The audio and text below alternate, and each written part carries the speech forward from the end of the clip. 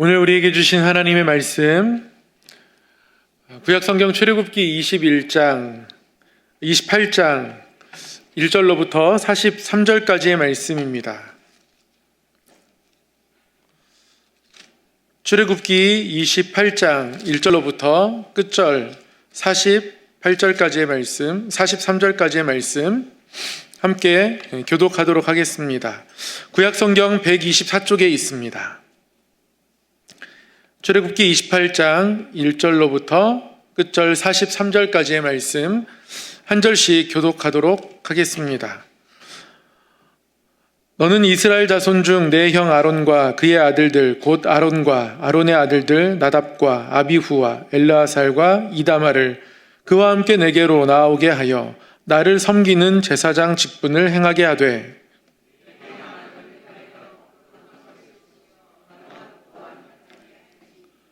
너는 무릇 마음에 지혜 있는 모든 자, 곧 내가 지혜로운 영으로 채운 자들에게 말하여 아론의 옷을 지어 그를 거룩하게 하여 내게 제사장 직분을 행하게 하라.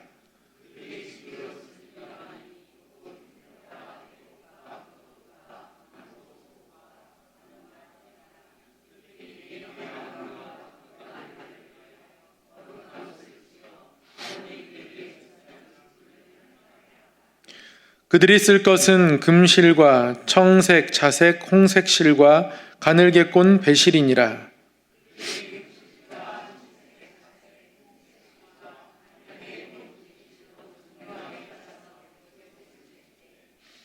그것에 어깨바지 둘을 달아 그 두 끝을 이어지게 하고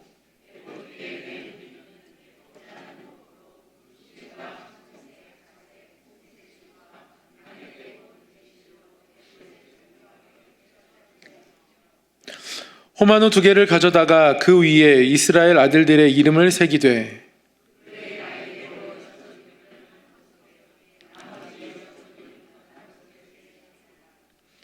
보석을 새기는 자가 도장에 새김같이 너는 이스라엘 아들들의 이름을 그 두 보석에 새겨 금테이에 물리고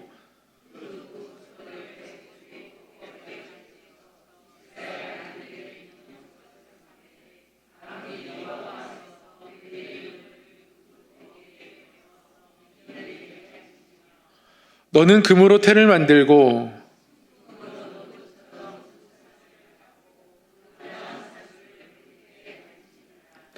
너는 판결 흉패를 에봇 짜는 방법으로 금실과 청색, 자색, 홍색 실과 가늘게 꼰 배실로 정교하게 짜서 만들되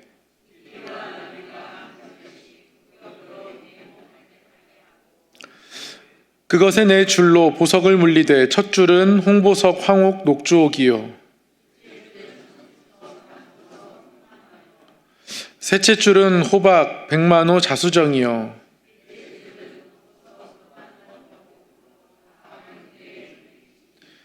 이 보석들은 이스라엘 아들들의 이름대로 12이라 보석마다 12지파의 한 이름씩 도장을 새기는 법으로 새기고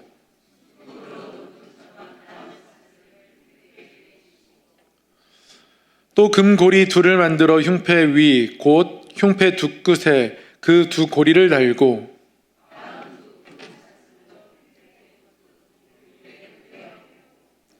두 따은 사슬의 다른 두 끝을 에봇 앞 두 어깨바지에 금테이에 매고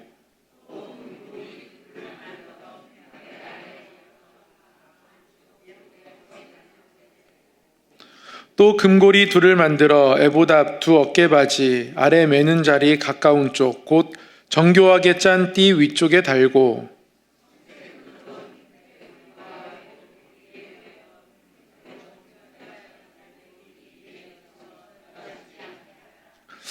아론이 성소에 들어갈 때에는 이스라엘 아들들의 이름을 기록한 이 판결 흉패를 가슴에 붙여 여호와 앞에 영원한 기념을 삼을 것이니라.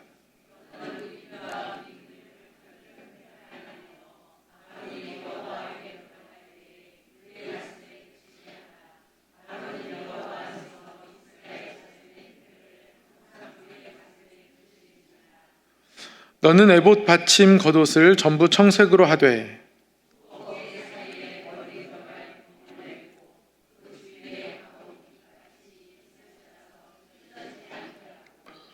그 옷 가장자리로 돌아가며 청색, 자색, 홍색 실로 석류를 수놓고 금방울을 간격을 두어 달되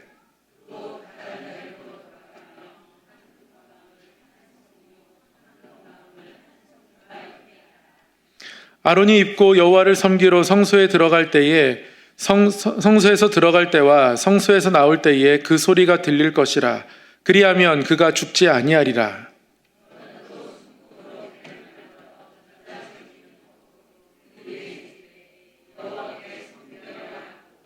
그 패를 청색끈으로 관 위에 매되 곧 관 전면에 있게 하라.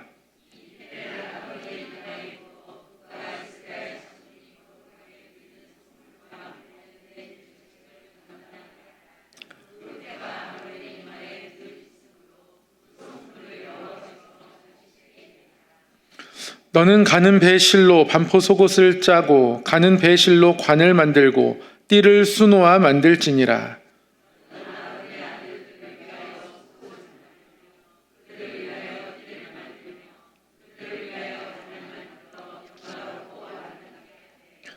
너는 그것들로 내 형 아론과 그와 함께한 그의 아들들에게 입히고 그들에게 기름을 부어 위임하고 거룩하게 하여 그들이 제사장 직분을 내게 행하게 할지며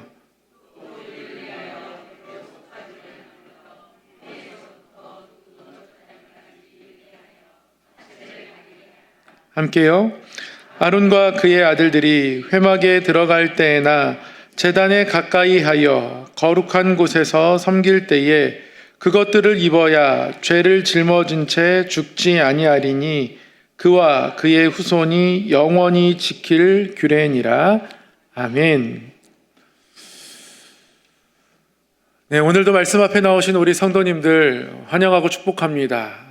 가장 귀한 자리에 오셨으니 여러분들은 너무 소중한 사람입니다. 옆에 분들에게 그래서 그런 의미로 한번 이렇게 권면하겠습니다. 당신은 정말 소중한 사람입니다.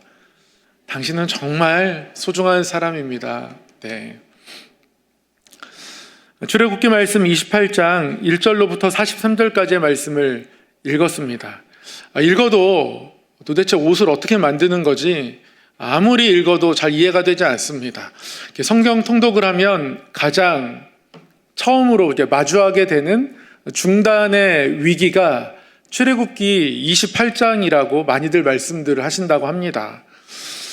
아무리 읽어도 도대체 무슨 말인지 뭘 어떻게 옷을 지으라는 건지 이렇게 알 길이 없으니까요. 그래서 출애굽기 28장 다 읽을까 말까 제가 고민을 하다가요. 근데 그런 생각이 들더라고요. 하나님께서 모세에게 아마 환상으로 보여주셨을 텐데 굳이 이것을 자세하게 설명하셨으면 이 옷을 하나님이 얼마나 중요하고 귀하게 여기실까. 우리가 읽는 길이만큼이나 하나님께서 이 옷을 중요하게 여기신다는 사실을 기억해야 한다는 것이 우리에게도 이 말씀을 주신 하나님처럼 필요하다고 생각하니까요. 이거 다 읽어야겠다라는 생각이 들더라고요. 혹여나 왜 이걸 다 읽으실까? 이 중에 대표적인 구절을 읽으시고 목사님이 설명을 잘 해주시면 되지라는 생각이 드셨다면 제가 여러분을 고생시키려고 한 것이 아니라 이것을 소중하게 여기시는 하나님의 마음을 조금이라도 느껴보자라는 그런 아주 순수한 동기라는 것을 여러분들이 이해를 해주시면 좋겠습니다. 오늘 출애굽기 강해를 계속 이어가도록 하겠습니다.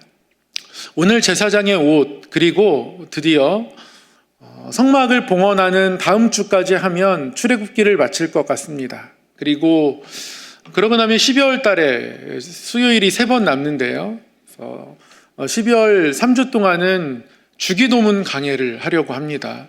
이렇게 해서 수요일 날 성경 강해를 올해 마치려고 하는데요. 이제 출애굽기 거의 다 이르렀습니다. 그래도 거의 다 이르렀지만 끝날 때까지 끝난 게 아닙니다. 끝까지 복습할 겁니다. 먼저 복습에 앞서서 우리가 말씀 앞에 어떤 모습과 마음으로 살아가야 되는지 한번 읊어보도록 하겠습니다. 말씀에 예수님을 닮은 사람이 됩시다. 네. 말씀을 배우고 말씀을 따르며 말씀에 비추어 예수님을 닮은 사람이 됩시다. 늘 말씀 앞에서 우리의 마음이기를 소망합니다. 오늘은 출애굽기 23번째 시간, 또 성막에 관한 공부 4번째 시간입니다. 오늘은 성막에서 섬기는 제사장의 옷에 대해서 함께 배워보도록 하겠습니다. 진도를 나가기 앞서 복습 한번 하도록 하겠습니다. 출애굽기에는 3가지의 이야기가 있다고 말씀을 드렸어요. 첫 번째는요, 애굽을 떠나는 출애굽 이야기. 두 번째는 광야. 세 번째는 시내산. 네, 잘 알고 계십니다. 이 출애굽 이야기 1장부터 12장까지거든요. 여기에는 하나님께서 모세를 준비시키시고 10가지 재앙을 통해서 큰 권능을 나타내시며 결국 유월절을 통해서 애굽에서 이스라엘 백성들을 이끌어내는 이야기가 기록되어 있죠. 이제 이스라엘 백성들은 광야의 길을 걷습니다. 홍해를 지나 수르광야, 신광야, 르비딤을 지나서 시내산에 이르게 되죠. 시내산에서 하나님은 이스라엘 백성들과 언약을 맺으십니다. 언약이 깨어질 뻔하기도 했지만 돌파는 깨어졌어도 언약은 깨어지지 않고 24장에서 결국 다시 한번 언약을 맺습니다. 그리고 32장에서 그 언약이 갱신되어지죠. 그리고서 하나님께서는 언약을 맺은 이스라엘 백성들에게 율법과 성막을 선물로 주십니다. 그 중에 우리는 성막을 공부하고 있는데요. 하나님께서 주신 성막을 지으라 말씀하실 때에 이 짓다라는 것이 하나님이 하늘을 지으셨다, 궁창을 지으셨다, 그것과 창조하셨다는 말과 동일한 말이어서 성막은 어떤 새 창조의 그런 의미가 있고요. 또 하나 이 성막은 결국 우리를 새로운 피조물로 빚으시는 예수 그리스도를 상징한다라고 말씀을 드렸습니다. 이러한 성막은 그 안을 보면 성소와 지성소로 나뉘어져 있고요. 성소에는 떡상, 등잔대, 향단이 있습니다. 오른쪽에서 들어오는 거고요. 그리고 지성소에는 언약궤가 있고 언약궤의 뚜껑 역할을 하는, 덮는 역할을 하는 천사의 모양을 하고 있는 속죄소가 있습니다. 언약궤와 속죄소가 있는 곳이 지성소입니다. 이 성소는 생명의 떡 예수 그리스도, 그리고 세상의 빛 예수 그리스도, 우리의 기도의 이름이 되시는 예수 그리스도를 상징하고 결국 이 예수 그리스도를 지나야 하나님의 임재가 있는 지성소에 이르게 된다, 하나님 나라에 이르게 된다, 이것을 상징한다라고 설명을 드렸습니다. 그리고 언약궤와 속죄소가 있는 지성소는 하나님의 보좌, 속죄소의 천사의 모양이 체루빔, 케루빔, 이 천사는 늘 하나님의 보좌와 함께 나타나는 천사여서요. 지성소는 하나님의 보좌를 상징하고 하나님 또한 여기서 내가 너희에게 명령하겠다 말씀하셨습니다. 또한 이것은 이스라엘 백성들의 죄를 상징하는 깨어진 돌판, 또 후대에 더 첨가되어서 만나를 담은 항아리, 모세의 쌍난지팡이, 다 이스라엘 백성들의 교만과 상관이 있는 물건들이죠. 그것을 덮는 언약궤, 그래서 이것은 죄를 덮는 하나님의 은혜를 상징하고 마치 하나님이 우리의 죄에 대해서 눈 감아 주시겠다고 말씀하시는 듯하다 설명을 드렸습니다. 그리고 이 언약궤에 하나님께서 양쪽에 고리를 만들어서 이것을 손으로 들지 않고 궤를 채에 꿰어서 들게 하셨는데요. 그 채를 빼지 않게 하셨습니다.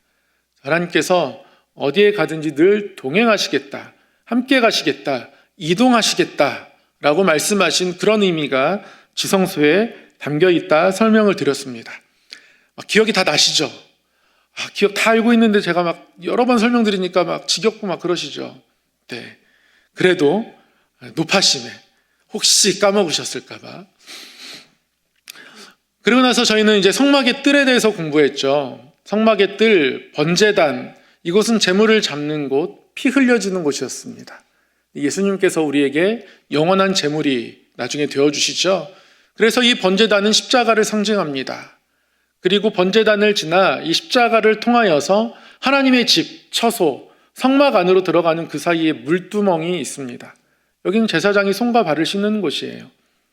여전히 우리의 죄가 씻겨졌지만 우리는 거룩한 삶을 늘 추구해야 합니다. 세상을 살다 보면 손과 발에 때가 묻거든요. 그래서 거룩한 삶을 추구하라는 의미, 또한 이 물두멍은 성전에 수종드는 여인들의 놋거울로 만들었습니다. 그래서 어떤 것들은 다 사이즈가 정해져 있는데요, 이 물두멍은 사이즈가 정해져 있지 않습니다. 여인들의 헌신의 크기가 곧 물두멍의 크기가 되었을 겁니다. 그래서 이 물두멍은 거룩을 추구하는 거룩한 삶, 그리고 우리의 헌신의 삶을 의미한다, 그렇게 성막의 뜰에 대해서 배웠고요. 이어서 오늘은 제사장의 옷에 대해서 함께 배우도록 하겠습니다. 제사장의 옷, 저희가 지금 28장 1절로부터 43절까지 다 읽었으니까요, 일단 설명은 한번 들으신 겁니다. 설명을 들었으나 도대체 옷이 어떤 건지, 혹시 제사장의 옷 색깔 생각나십니까? 외봇을 입고 무슨 색으로 하라고 했는데요, 네, 청색입니다. 청색. 네. 그래서 제가 PPT 만들면서요, 청색 띠를 둘렀습니다. 제사장의 옷이 청색입니다. 제사장 옷은 이런 모양입니다. 안에 하체가 드러나지 않도록 속 바지를 입고요, 그리고 위로부터 아래까지 있는 속옷을 하나 입습니다.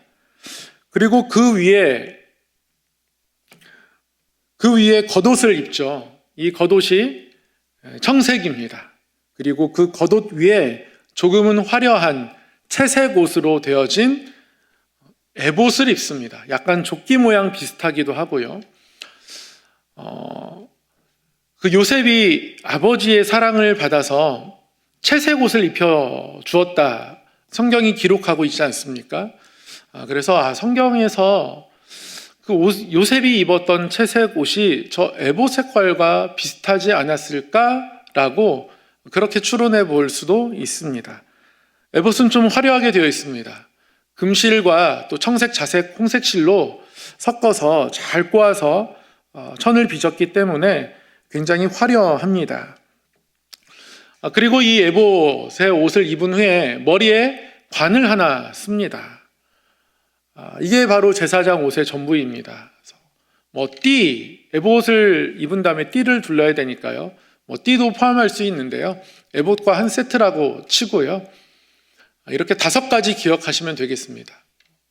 저희가 옷 입는 순서랑 비슷합니다. 속옷을 입고요, 속 바지를 입고 속옷을 입고, 그 다음에 겉옷을 입고, 그 다음에 에봇을 입고 관을 쓰고, 관만 빼면 저희가 옷 입는 순서랑 비슷합니다. 속바지나 속옷은 안에의 부끄러운 부분을 가리는 역할을 하고요, 특별히 이제 겉옷에 관해서는 조금 더 설명이 많이 나와 있습니다. 하나님께서 이 겉옷에 한 가지 장식을 하게 하셨어요. 석류 모양을 그 겉옷 하단에 순화 장식을 달게 하셨습니다. 그리고 방울도 함께 달게 하셨어요. 그래서 석류 하나, 소리나는 방울 하나, 석류 하나, 방울 하나. 잘 보이시는 않겠지만 청색옷 아래에 삥 둘러있는 것이 석류 모양의 장식과 방울입니다. 이것을 삥 돌아서 둘러 달게 하셨고요. 에봇에는 판결 흉패를 하나님께서 붙이게 하셨습니다. 걸게 하셨는데요, 판결 흉패도 청색, 자색, 홍색 실로 촘촘하게 잘 짜고요, 물론 금실도 섞어 짜고, 그리고 테두리를 금실로 쭉 둘러서 가슴에 붙이게 하셨습니다. 그리고 그 판결 흉패에는 12개의 보석을 붙이게 하셨어요.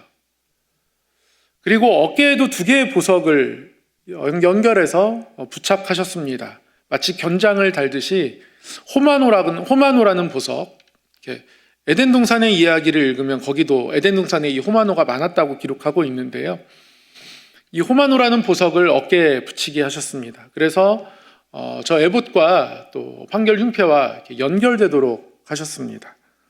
이게 에봇의 모양입니다. 그리고 마지막으로 관입니다. 관에는 특징 하나가 금으로 테두리를 두르고 거기에 여호와께 성결이라고 쓰도록 하셨습니다. 이게 제사장 옷의 전부입니다. 속바지, 속옷, 그리고 겉옷, 그 위에 조끼로 에봇, 그리고 관. 외우실 수 있겠죠? 어렵지 않죠? 네, 어렵지 않습니다. 근데 겉옷에는 방울을 달게 하셨고요. 석류 장식을 달게 하셨고, 겉옷에 장식이 있습니다. 모름지기 우리도 장식을 겉옷에 달죠. 브로치를 속옷에 다니시는 분은 없죠. 겉옷에 달죠. 겉옷 장식이 있다는 것들 기억하시면 되겠고요. 에봇은 굉장히 화려합니다. 가슴에 보석으로 하나님께서 장식하도록 하셨습니다. 어깨에도 장식을 얹으셨고요. 그리고 머리관에는 여호와께 성결이라고 쓰게 하셨습니다. 이게 제사장 옷의 전부입니다. 그 의미가 있으니 하나님께서 그렇게 하라고 하셨고, 하나님께서 제사장의 옷을 아주 성별하게 지어 입히고 싶으셨습니다. 거룩한 옷을 지으라고 하나님 말씀하시면서 이 옷을 만드는 사람도요, 3절에 보면 무릇 마음에 지혜 있는 모든 자, 지혜로운 영으로 채운 자들에게 말하여 아론의 옷을 지어 그를 거룩하게 하라, 이렇게 말씀하고 계십니다. 옷을 만드는 사람들이 지혜로운 자여야 합니다. 이 옷에 하나님이 어떤 의미를 담으셨는지 옷을 짓는 사람들부터 하나님께서 이 옷에 담아두신 의미를 알기를 하나님이 원하셨습니다. 그래서 옷을 만드는 사람들조차 지혜로운 사람들을 통하여서 만들고 싶어 하셨습니다. 겉옷을 한번 보겠습니다. 아까도 말씀드렸지만 겉옷에는 석류와 금방울, 이 두 가지를 달게 하셨거든요. 왜 여러 가지 장식이 있겠지만 하필 석류 장식이었을까요? 제가 어릴 때 저희 동네에 어떤 집에 석류나무가 있었습니다. 저는 석류를 파는 과일 가게도 보지 못했고요. 석류를 한 번도 볼 수가 없었는데 그 집에 석류가 있는 거예요. 제 친구가 하나를 따갖고 왔는데요. 정말 맛있더라고요.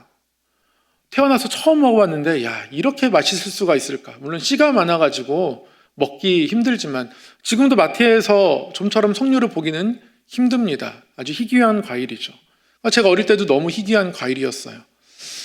그래서 결국 한번 먹어본 이후에 저희는 그 충동을 참지 못하고 우리가 더 많이 취하여 더 풍성히 나누자라고 결심하고 제 생애의 처음이자 마지막 도적질이었던 것 같습니다. 그 집에 담벼락을 타고 올라가가지고 그 집 담이 굉장히 높아가지고 부들부들 떨면서 석류를 훔쳤던 기억이 납니다. 물론 다 하나님께는 회개했고요. 그 주인분께도 회개해야 되는데 아직 하지는 못하고 있고요. 그때 석류를 저도 처음 봤는데요. 정말 석류 안에는 엄청난 양의 씨가 있습니다. 빼곡하게 들어있죠. 그래서 석류는 씨가 너무나 많은 과일입니다. 근데 씨를 뱉는 게 아니에요. 씨는 물론 뱉지만 그 씨에 과육이 다 조금씩 입혀 있잖아요. 약간 이빨 모양 같기도 하고요. 그래서 고대에서 석류는 풍요로움을 상징하는 과일이었습니다.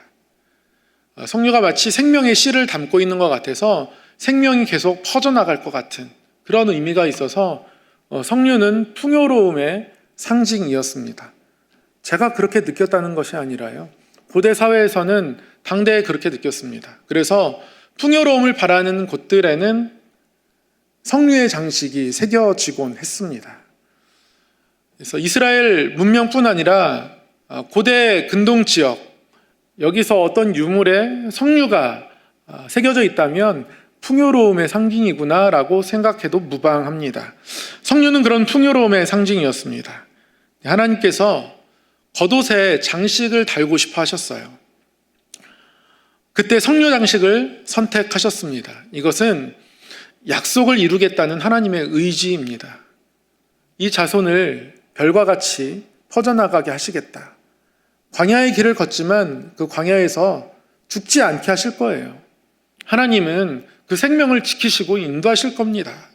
성막에서 제사할 때마다 제사장의 석류 장식을 보며 하나님이 우리의 생명을 끊어내지 않을 것이다. 오히려 아브라함과 이삭과 야곱에게 약속했던 너희 자손을 티끌처럼 많게, 별처럼 많게 해주겠다라는 그 약속을 하나님이 이루실 것이다. 기대하게 되죠. 소망하게 되죠. 그래서 성료장식은 하나님의 그 약속이 이루어지겠구나. 우리가 광야에서 결코 죽지 않을 거야. 하나님 우리의 생명을 지키실 거야. 더 나아가서 번성케 하실 거야. 라고 백성들은 고백하고, 또 하나님은 그러한 백성들의 마음들을 기억하며 내가 약속을 이루어야지. 이 백성은 내가 약속을 이룰 백성이야. 라고 바라보게 되는 것. 그런 것들을 원하시는 거죠. 성류는 그런 의미가 있습니다. 그리고 거기에 금방울을 달게 하셨죠. 금방울은 하나님을 경외하는 의미입니다. 35절에 보면 아론이 이 옷을 입고 성소에 섬기러 들어갑니다. 그런데 들어가서 나올 때에 그 소리가 들릴 것이다. 성소에는 제사장만 들어갑니다. 지성소에는 1년에 한 번 대제사장만 들어갑니다. 백성들이 따라 들어가지 못해요. 근데 아론이 그 안에서 움직이고 또 제사하고 나오는 소리를, 방울 소리를 듣게, 방울 소리를 통해서 알게 되는 거예요. 이 말 속에 전제되어 있는 한 가지 사실은 혹시 나오지 못할 수도 있다입니다. 이 제사를 가볍게 여기거나 대충 여기면 하나님께서 치실 겁니다. 그래서 하나님 앞에 정직하고 그리고 하나님이 원하시는 모습과 또 하나님이 율법에 말씀하신 그 모습 그대로 나아오기를 하나님은 원하고 계시고, 하나님이 이스라엘 백성들 가운데 성막을 주셨다 해서 우리와 함께 거한다 해서 친구처럼 아무렇게나 막 대해도 되는 것이 아니라 그것이 큰 은혜이고, 하늘의 하나님이 어떻게 우리 가운데 함께 거하실 것인가, 어떻게 우리 가운데 찾아오셨는가, 그것을 생각하며 하나님을 하나님으로 대우하는 마음들이 그들 가운데 있어야 함을, 그렇지 않으면 그곳 가운데서 성막 안에서 죽을 수도 있다라는 것을 기억하게 하는 상징의 소리가 바로 방울 소리인 겁니다. 그래서 제사장 발목에 끈을 하나 메어서 혹시 방울 소리가 멈추고 나지 않으면 사람들은 끈을 당겨서 제사장을 끌어내어야겠다, 이렇게 생각하고 그러한 모습들로 섬기도록 했습니다. 그만큼 하나님 앞에 경외함을 가지고 하나님 나오기를 원하시는 거죠. 제가 아프리카에 선교 여행 갔을 때 깜짝 놀란 것이 있습니다. 저는 흑인들은 굉장히 자유롭고, 그리고 흑인들의 문화 자체가 그러니까 교회 나올 때도 그럴 거라고 생각했습니다. 저는 청년 때까지 주일엔 무조건 반바지를 입고 교회 갔습니다. 그리고 슬리퍼를 신고 교회 간 적도 꽤 많습니다. 그것도 양말 안 신고. 그러면 전도사님이 너는 목사 될 사람이 무슨 슬리퍼를 끌고 교회 오냐. 그럼 저는 당돌하게 전도사님, 발이 시원해야 말씀과 예배에 집중할 수 있습니다. 겉모습을 보고 판단하지 마시라고. 끝까지 양말 안 신고 슬리퍼를 신고 하다못해 결국 전도사님이 목회하시는 저희 아버지께 전화를 좀 드려야겠다라고 하시며 다 큰 청년한테 부모님을 또 이렇게 빌미 삼아서 꼭 이렇게 슬리퍼를 신고 와야겠냐 다그치고 그랬던 기억이 나요. 저는 그게 어떤 하나님 앞에서의 신앙의 자유로움이라고 저는 굉장히 좀 자랑스럽게 생각했던 것 같아요. 나는 형식에 매이지 않는다. 단정하게 입고 갖추어 입고 그게 뭐가 중요한가, 이런 생각했었거든요. 사역을 시작하고 전도사가 된 이후에도 마찬가지였습니다. 꼭 할 수 없이 담임 목사님이 옷 잘 갖춰 입고 오라고 하시니까 저는 그렇게 갔지만, 그러면서 넥타이를 매면서 맨날 투덜거리죠. 목이 답답해 죽겠는데 왜 이걸 메고 오라고 하는 거야, 막 이러면서 난 나중에 절대 그렇게 하지 말아야지, 이런 생각하면서 그렇게 지내고 그랬는데요. 아프리카를 갔는데요, 흑인분들이요 다 정장 입고 교회 옵니다. 깜짝 놀랐어요. 그 자유롭게 놀러 다니고 가장 편한 복장으로 걸어 다닐 때는 진짜 위 옷을 입고 다니지 않을 때도 너무나 많은 그들이 예배 올 때는 정장을 다 하고 오는 거예요. 제가 충격을 받았습니다. 이들이 예배를 어떻게 생각하는지 알겠더라고요. 너무 더운 지역입니다. 냉방도 없습니다. 가만히 있어도 땀이 나거든요. 물론 그들은 거기서 많이 지냈으니까 적응이 됐겠지만, 그래도 그 흑인들이 다 정장 입고 와가지고 1시간 동안 찬양하는데 너무 다 막 땀 뼈질삐질 흘리면서 하는데도 그 정장 입고 찬양하는 거예요. 그 모습을 보고서 굉장히 어리석고 또 어린 생각을 가지고 있었구나 깨닫게 되었습니다.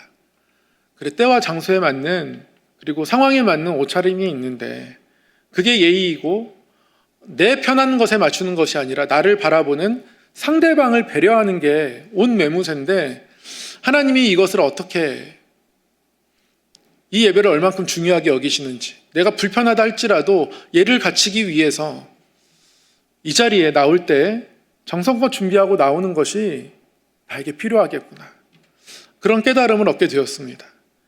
내가 중심이었더라고요, 저는. 근데 그게 아니었더라고요.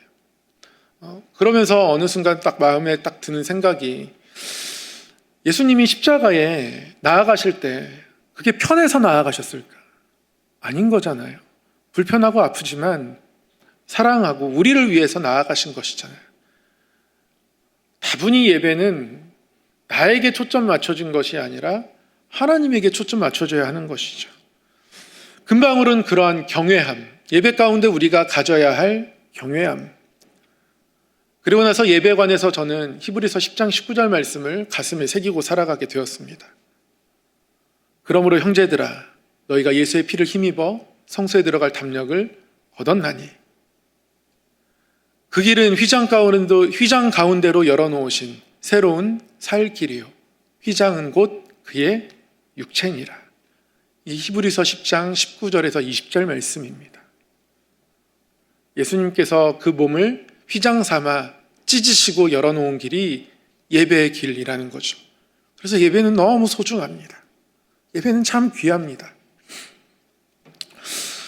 저는 눈물이 많은 게 스스로 굉장히 큰 단점이기도 하고, 개인적으로는 은혜라고 생각합니다.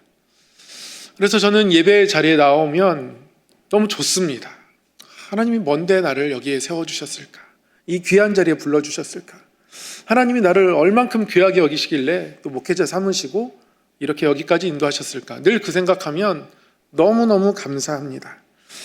그 하나님 앞에 경외함으로 예배해야겠다는 마음들을 다시금 다지게 됩니다.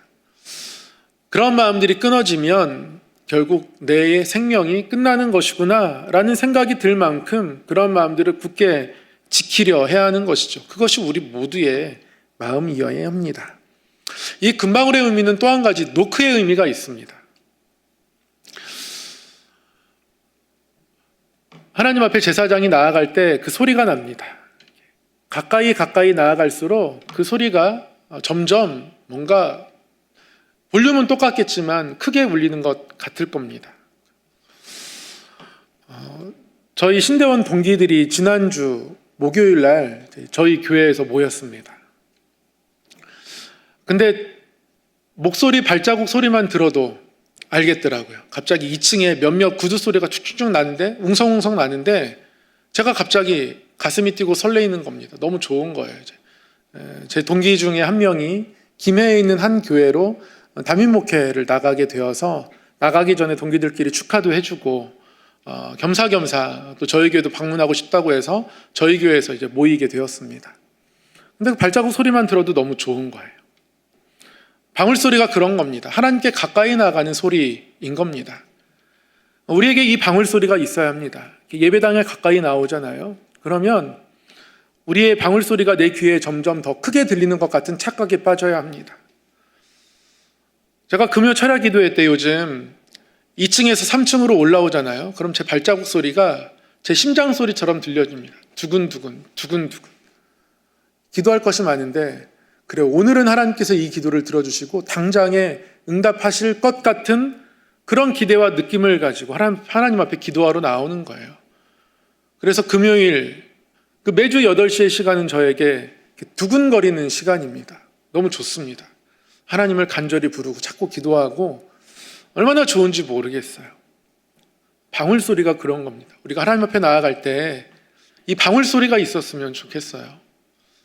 우리의 마음이 두근거리고 우리의 생각이 하나님을 기대하게 되고 매주 나오는 곳이고 어김없이 교회는 열려 있고 또 어김없이 2주마다 우리 권사님들이 너무 교회를 깨끗하게 이렇게 손걸레로 보이지 않는 데까지 다 닦으시고 손잡이까지 다 세밀하게 닦으셔서 너무 깨끗하니까 그냥 당연히 나오면 깨끗한 교회가 우리를 기다려주니까 모든 것이 다 당연하다고 생각할 수 있지만 그렇지 않고 이 방울 소리가 하나님의 마음을 두드리는 노크 소리처럼, 그래서 이 방울 소리가 내 안에서 내 귓가에, 영적인 내 귀에 울려서 하나님 앞에 설레임으로 나아가는 그런 마음들이 우리 가운데 있어야 하는 거죠.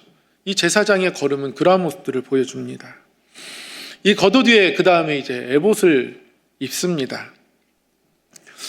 에봇에는 어깨에는 호마노라는 두 보석이, 그리고 가슴에는 청색, 자색, 홍색 실로 또 금색 실로 잘 섞어서 짠 네모 반듯한 화려한 판에 12개의 보석을 붙여 놓습니다.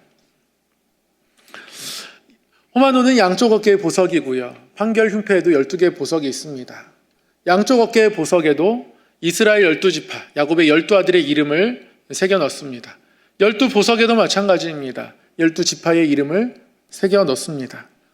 하나님은 새겨 넣는 이유를 12절에서 그리고 29절에서 말씀하고 계세요.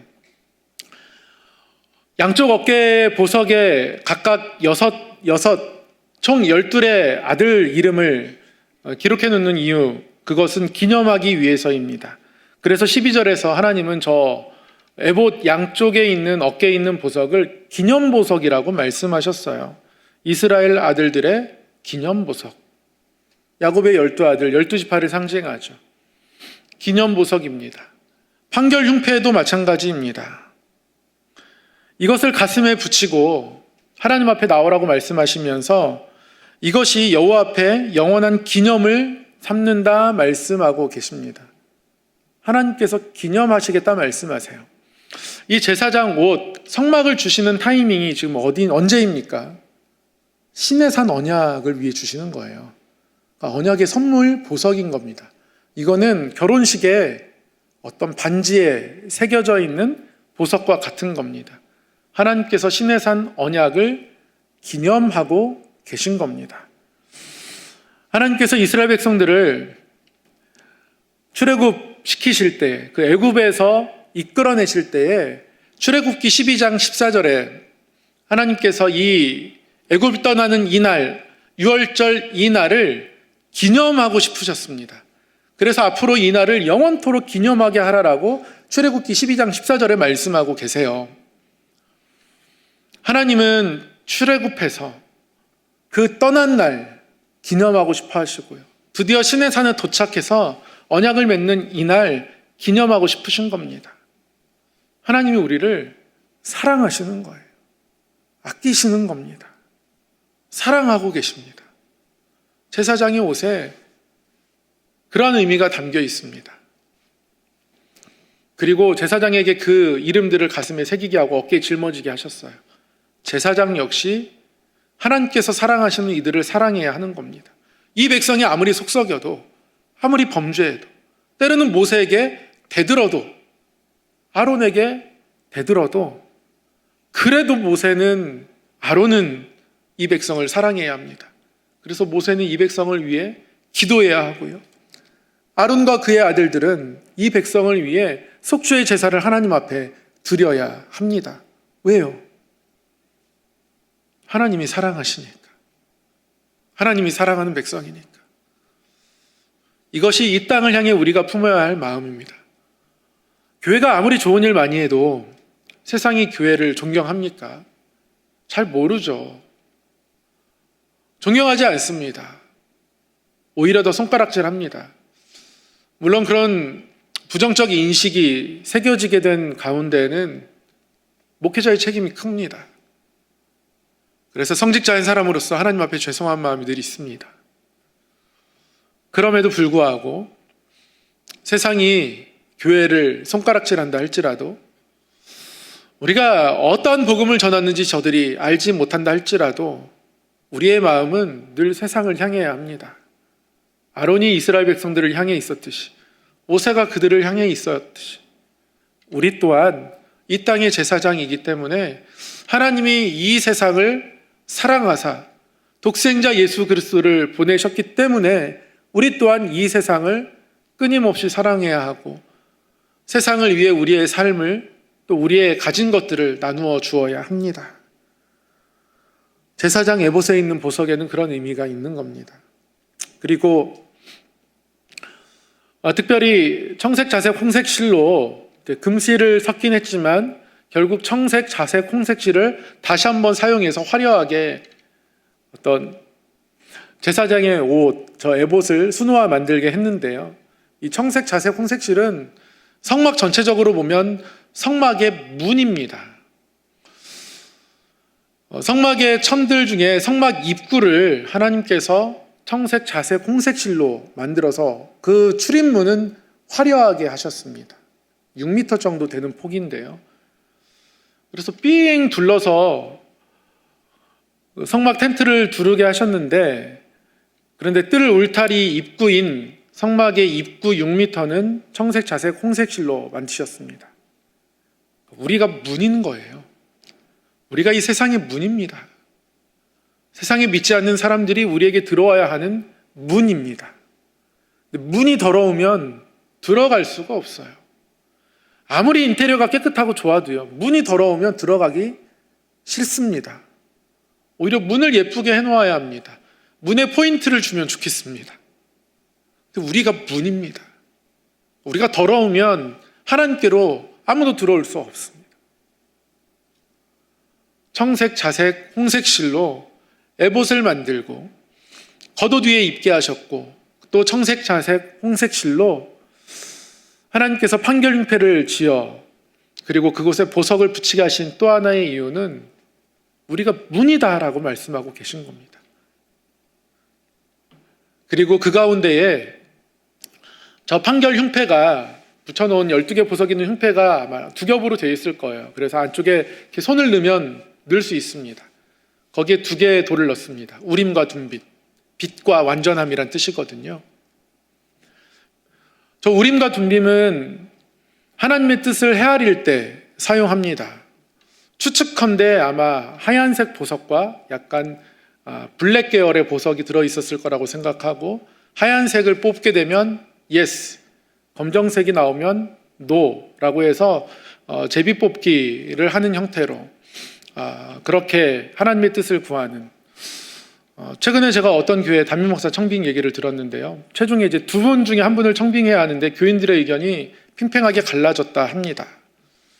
그래서 원로 목사님 되실 목사님께서 마지막으로 장로님들께 제비 뽑아서 고릅시다, 선택합시다, 이렇게 선택하고 그 말에 따라서 제비 뽑기로 결정을 했다고 해요. 그리고 나서 아마 제가 지난주에 제가 아는 분이 이제 담임 목사님이 가게 되셔가지고 위임 예식하는 걸 제가 인터넷으로 보게 되었는데요. 그런 식으로 뭔가 안에서 그런 걸 뽑는 겁니다. 하나님의 뜻이 어디에 있나? 제비 뽑기 하듯. 그래서 하나님의 뜻을 이렇게 헤아리며 이 길로 가야 되는지 말아야 하는지, 적군을 치러 올라가야 되는지 말아야 하는지. 그래서 이 에봇을 가장 하나님 앞에 진실한 마음으로 활용했던 것이 이제 다윗이죠. 다윗이 늘 전쟁을 할 때마다 하나님 올라갈까요 말까요? 에봇을 가져오겠습니다. 그때 아마 이 우림과 둠빔을 통해서 가야 하는지 말아야 되는지 기도하고 선택했을 겁니다. 그래서 이 에봇은 결국 하나님의 뜻만을 쫓아가겠다, 모든 일에 기도하고 결정하겠다, 그런 마음들이 담겨 있는 것이죠. 이 제사장의 옷 에봇은 그런 의미고요. 마지막으로 관입니다. 관에는 여호와께 성결이라고 쓰여져 있습니다. 원문을 그대로 직역하면 여호와 안에서의 거룩함, 거룩이라고 쓰여 있는 것이죠. 제사장들이 하나님 앞에서 이 제사장의 직무를 감당하는 옷을 이렇게 만들어 주셨는데요, 하나님께서 참 희한하시죠. 하나님께서 까먹으셔서 그렇게 하신 건 아닐 겁니다.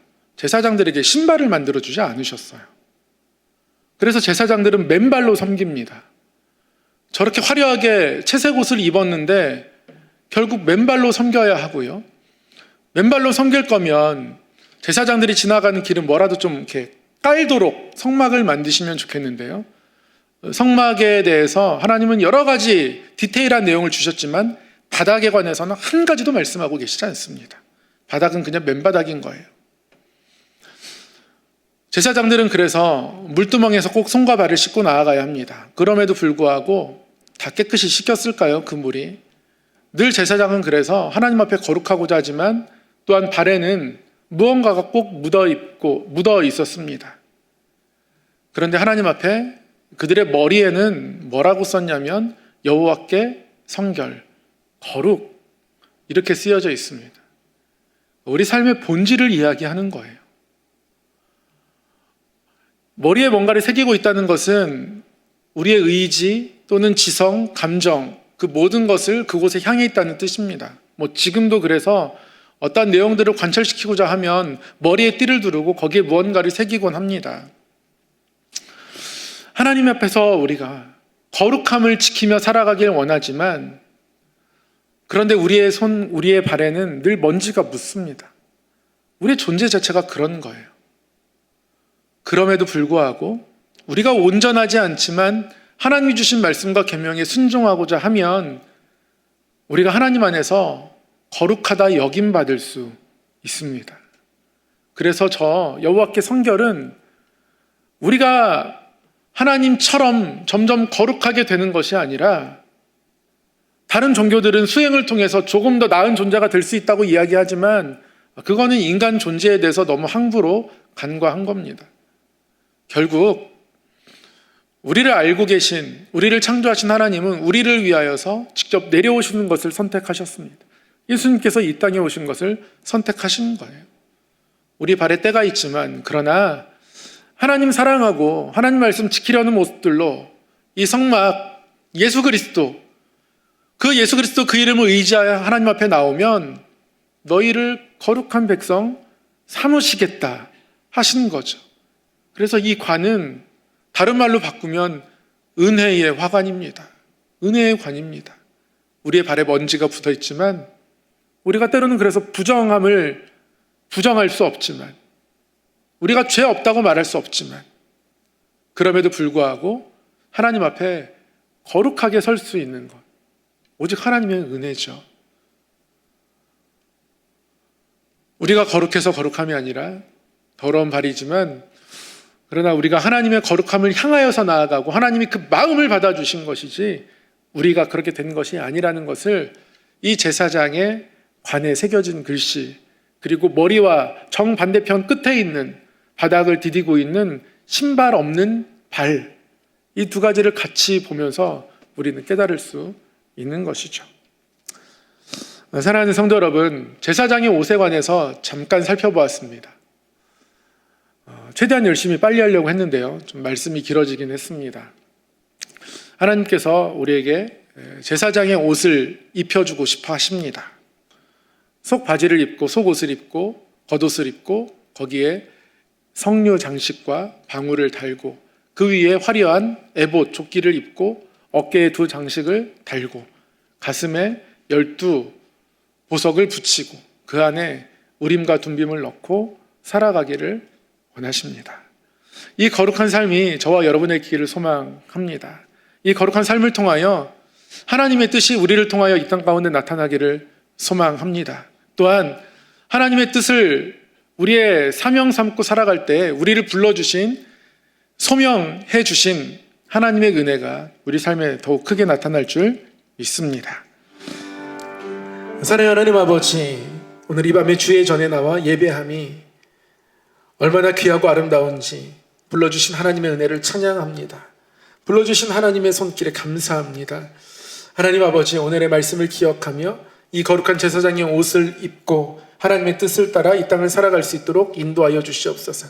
삶을 채우시는 하나님, 우리에게 예배의 길을 허락하시는 하나님 아버지, 그리고 우리에게 늘 새로운 일을 행하시는 하나님을 기대하고 바라보며 그래서 하나님의 은혜가 우리 가운데 넘쳐 흘러 그 은혜로 세상을 적시며 세상을 우리의 어깨에 또 우리의 가슴에 붙이고 이들을 품고 하나님 앞으로 이들을 인도하는 제사장의 모습들로 끝까지 살아가고 나아갈 수 있도록 인도하여 주시옵소서.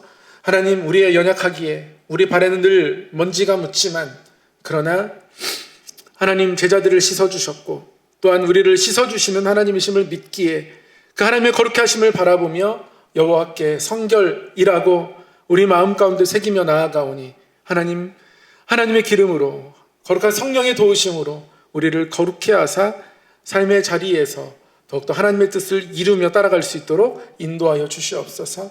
하나님, 이 시간 중보의 기도를 한 가지 하나님 앞에 올려드립니다. 우리 이호자 권사님을 하나님의 손에 맡겨드립니다. 하나님께서 사랑하는 딸인 줄 믿습니다. 하나님의 사랑의 역사가 긍휼히 병상을 덮을 줄 믿습니다. 하나님, 일으켜 세워주시옵소서. 하나님, 어려운 가운데서 어려운 순간을 이겨내게 하셨사오니, 또한 모든 통증들을 잠잠케 하셨사오니, 하나님 앞으로의 모든 회복의 여정 가운데 동행하여 주셔서 하나님께서 만지시고 세우시며 다시 한번 주 앞에 이 전에 나와 예배할 수 있는 날들로 인도하여 주시옵소서. 주의 손 안에 모든 것들이 있음을 믿사오니 하나님의 그 손으로 붙드시고 만져 주시옵소서. 믿사오며 우리 주 예수님 이름으로 기도드리옵나이다. 아멘.